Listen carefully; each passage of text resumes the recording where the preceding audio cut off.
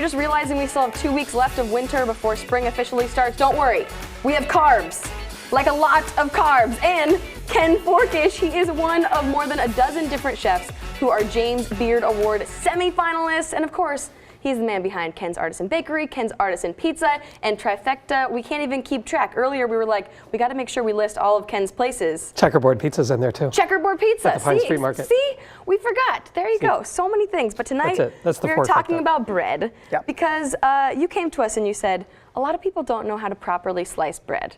And our producer, Christian, was like, what? And I thought, no, actually, this is very true because I do not know how to properly slice bread. So this morning, just to see if it was easy or not, I actually tried slicing the bread that I had in my fridge, and take a look at what happened. Okay, we got our bread. Now we need a bread knife. Which knife? Well, at least we got a lot of knives. Is that? I got to see if I even picked the right knife. I don't even know. This is scary standing next to a James Beard Award nominated baker. Did I pick the right knife? Do you still have your fingertips? I do, yes, actually. Right. Thank goodness. Yeah. You can hear there's no scope. Yeah, perfect.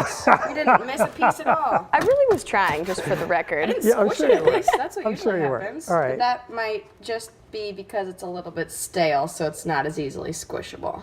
So, yeah, Ken, a lot of times what happens, I think, when people try to slice bread and they do it incorrectly is they end up squishing the bread. And I was saying there, I think the only reason that bread did not get squished in this case is because it was kind of stale. So it held up on its own. But that's often when I try to slice bread, I just ruined the entire loaf. And so I'm not allowed to slice bread at my house anymore. All right, so if you're going to slice this. Well, it looks easy when you do it.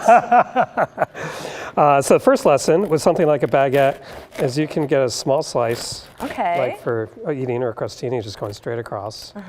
You can do what we call slicing on the bias. Wow. So if you want something a little bit longer. And if you want to sound like you really know what you're talking about, slicing you say slicing on the bias. Exactly. So then you can get up to, a nice long slice like that, or you can get we have a nice open crumb today too. It's something that we really An open like crumb, that too. Wow. See, just learn all of the bread words.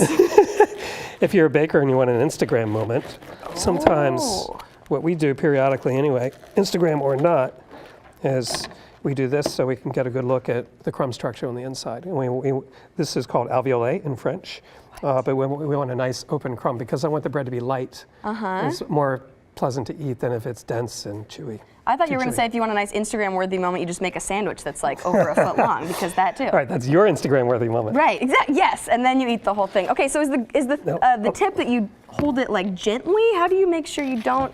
And then are you slowly slicing? If you're anywhere close from the blade to your fingers, you want to curl in your fingertips. So if the knife slips, you're going to hit your knuckle, not lose your fingertip or your nail. So then you could go up against it like that. Okay. If you have a really awesome knife like this Shun knife, you're 3 steps ahead of everybody else. And the serrated knife is the key, right? Like if you're looking at all the random knives in your knife block, that is the key. If you buy loaves like this, what I like to do is cut it in half lengthwise. Like that. Oh my, it's just smooth, like butter, except it's the bread. Just go down that way. Okay, can I try slicing bread while you tell us about this amazing award you are nominated for? Yeah, you find out next week if you're a finalist, right? I do find out next week if I'm a finalist. The award I'm nominated for is the James Beard Awards Outstanding Baker.